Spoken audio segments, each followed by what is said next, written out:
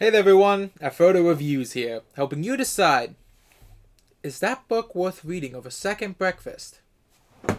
Or does it deserve the fiery pits of Mount Doom? I don't know if you can see her, but she's staring at me from behind Mount Doom. But anyways, oh, there she is. So anyways, for those of you keeping up with my channel, you know that the next book that I was going to review in this month was actually Myst, the Book of Tiana. Now that's actually an important addition, is the subtitle, because the subtitle is actually the name of the book. Myst is more the name of the series, but I'll get more into that later. So this is that review that was promised. However, I'm not going to do a standard review on this book, and that's simply because I'm not sure if I can talk about this book in the standard sense. It honestly wouldn't sum up my feelings on this book, and actually I think I'm going to use this video to do my first semi-official video essay that I kept promising. I won't count this as a full video essay, but consider it, a semi-video essay. But that's because I'm going to use this book as a way to talk about the DNF debate, as you all know. For those of you who don't know, because I do know I have some viewers on my channel who aren't completely familiar with the vernacular of readers, DNF stands for did not finish, or do not finish. I've actually heard it both ways, but for me it stands for did not finish. I'm not sure which one was the original though. But that basically means that the book you were reading you found so unappealing, so boring, so just unfun to read that you decided you weren't going to finish it and you put it down. Now, I've done some DNFs on this channel before. I generally try to finish every book that I say I'm going to review. But on this channel, I've DNF'd a book, specifically The Feral Detective by Jonathan Lethem. I DNF'd that book because I felt it was written so poorly that by the time I reached about page 70, I just couldn't do it anymore. I had to close the book and walk away. I was done. But in that regard, The Feral Detective is one of those books that was bad, but I wouldn't necessarily say that it was worse than some of the other books that I have completely finished. If I would have put Feral Detective next to Night Flight, or Melancholy Magic, or The Last Layover, or even Typhoon Rising, I would go out on a limb and say The Feral Detective would be the best of that five. But that doesn't necessarily make it a good book. But the reason I bring those books up is because I finished all those books in that list except for The Feral Detective. I would attribute that mostly to the fact that I went into those books knowing they were going to be bad. Well, not knowing, but expecting it to be bad. The way they were designed, the covers, or even the general synopsis of the book just read to me like, ooh, this is going to be a mess. So when I went into them, I was fully expecting the trash that I was given. I mean, as you can see with Melancholy Magic, I'm not always fully prepared because sometimes some things just get under my skin really badly and it makes it hard to finish. But otherwise, I was able to push past the badness of the book in order to review it. However, unlike with Feral Detective, I was actually going into that expecting at least a neutral book, hoping for a good, but I was not expecting the book to be as bad as it was. Therefore, I didn't have the right mental mindset going in. So I wasn't able to push past the several strange narrative and just other decisions in the book. And I had to put it down because it was just not something I could deal with at that time. But that's not the book I want to talk about today. As bad as The Feral Detective is, and maybe I will eventually one day return to it and review it like one of the bad books I brought up, I want to talk about this. Myst, the Book of Tiana. Now, I'm not going to review this like I normally do. I'm not going to talk about the cover, which just a quick thing, I find deceptive, because when I was looking into the background, this was actually book 2. Well, it was the second published book in a series, but it sort of feels like a prequel to the previous book. But the reason I call that a deceptive cover design is simply look at it. When you see this, your first thought isn't, this is a sequel. Your first thought is, this is Myst. Even the Book of Tiana subtitle is a color that blends a little too well into the background of the book. And the side, the publishing company is even structured in such a way that it makes it look like a 1. Or the Roman numeral 1. You're sitting there looking at this, and it looks like it would be the first book, but you find out later that it's, actually a prequel. I bring this up because it somewhat folds into my point about DNF. Simply put, I came very close to DNFing this book. And that is because the first 200 pages of this book are boring nothingness. Now, the first 100 or so pages while I was reading this book, I was able to get by even though I was somewhat bored with what was going on because we were following Denis characters. Denis. I still am not sure how to say that specifically, so I'm just going to say Denis. But we were following Denis characters, which, although I didn't really understand how they worked because, small trickles of information revealed that they can live hundreds of years, if not thousands. They were an underground society that lived very deep under the earth. But they were also super advanced. They talked about some other race that they dealt with that, that they influenced to become good. But then, like I said, when you're first reading it, and you don't have any experience with the Myst lore, or you don't remember your experience, that should be specific there. It at least holds you because there's a novelty to it. You are watching very boring events, but you're also learning about the culture that you otherwise wouldn't have known about. But then after the book moves to Anna, at about page 114, if I remember right, that's where the book's dip in quality just hits hardest. Because Anna is a human, because she's doing human things, the 100 or so pages where we follow Anna doing her boring things is just very tough to read. All of it's just presented like they walked up to a geologist and said, "Here you go. I want you to write 200 pages, and then we're going to get into the real story." Because, clearly a geologist wrote these first 200 pages. I cannot even go into depth about how clear that is, because whoever wrote those 200 pages really loves rocks. But it's not even just that, but the major events that shape Anna's life, or as she would later become known, Tiana, is just presented so matter-of-factly that it's almost boring. Like when her father dies. Here, let me see if I can find it. Basically, her father dies. He had been cheerful that night. More than cheerful than he had been in quite some time. He had laughed and joked. And in the morning, he was dead. It was just like, you get a hint at her grief, but we really only focus on her dealing with the loss of her father, at least in the sense, her coming on the fact that her father died in the middle of the night while she was sleeping, for about 1 page at most.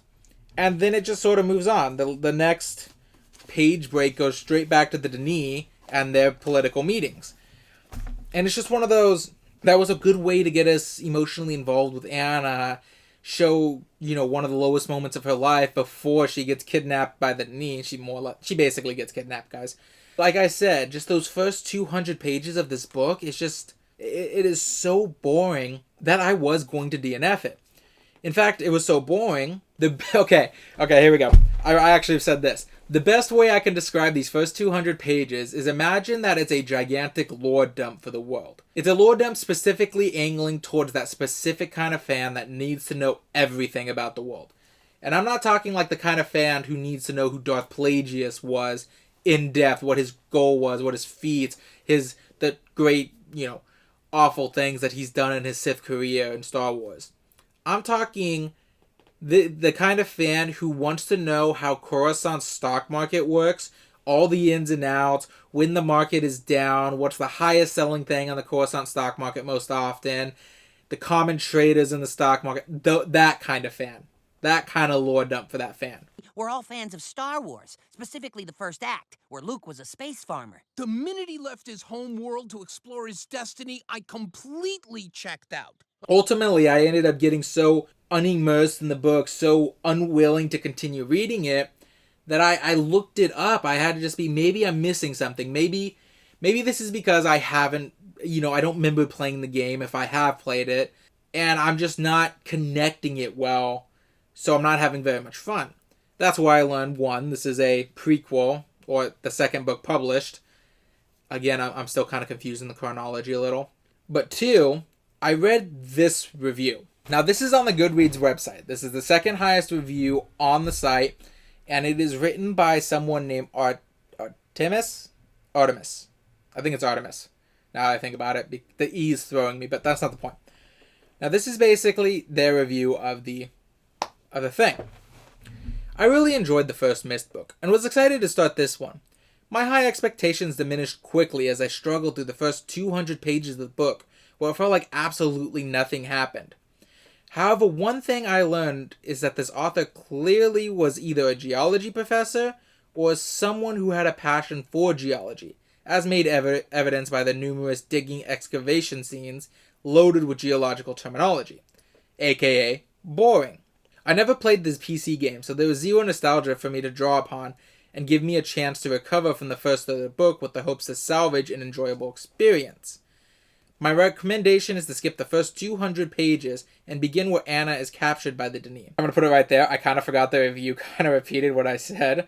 I'm going to defend myself by saying I write my review as I go. Like, I write notes down, and I typically translate that into a full review, but I can understand if you guys don't believe me. I found that this was very true. So reading this, I pushed through to through those 200 pages. Anyways, point is, about 200 pages in, Anna's finally captured by the DNF, and that's finally where the plot takes off. That's finally where it starts being interesting to read this book. But you have to slog through 200 pages of boringness to get to that point. And you have to ask yourself, is it worth it? And that's why I say this book is great for the DNF debate. You have to ask yourself, where do you draw the line? At what point do you say, this book has been given enough chance to draw me in and to immerse me that I don't want to give it any more chances? But you quit just before the book gets really good. Say you quit on page 190, and 191 is all of a sudden where everything hits the fan, and that's where you read one of the best books ever. That's not an actual review of this book. I personally found it after that point to be good, but not great. The question is 200 pages of boredom worth 300 pages of good book? Now, some people would obviously argue no. I know some people in real life and, online that would say that the max you should give a book is about 50 pages. If by page 50 you're not enjoying yourself, you're not enjoying the read, or you're not even having a little bit of fun, you should close the book and just walk away. That book is not going to get better from there, and even if it does, you don't owe it to keep reading. It had its chance. That being said, there's other people who say that you should always finish a book if you can. That a book always deserves to be finished, and unless you absolutely cannot stand this book, you should try to finish it as best as possible. Personally, I've always found myself somewhere in the middle. I give a book till about the halfway point to immerse me, to draw me in and make me think this is great. If by the halfway point, I'm not at least somewhat enjoying myself, either in regards to thinking the book is good, or thinking the book is so bad that it's good, or I've promised myself I'm going to review it on my channel and suffer through it anyways, then that is the point where I just have to say, I'm done. But I've obviously dropped books earlier, like with my failed detective review. And that's because it got to the point where I knew there was no way this book could keep going up. This book could go up. Like, there was several problems I had with it that wasn't just that the story was boring. But again, not a review of Failed Detective again. Now, I'm sure each person's going to have their own unique answer to the DNF debate.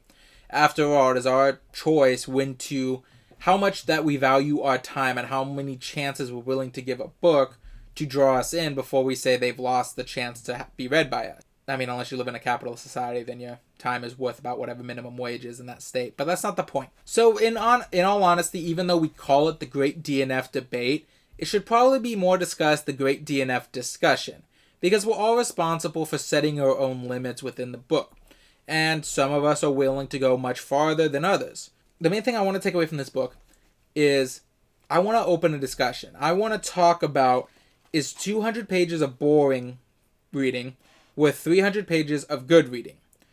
Because that's more than half the book that is good, but it's still about 200 pages of it being very boring.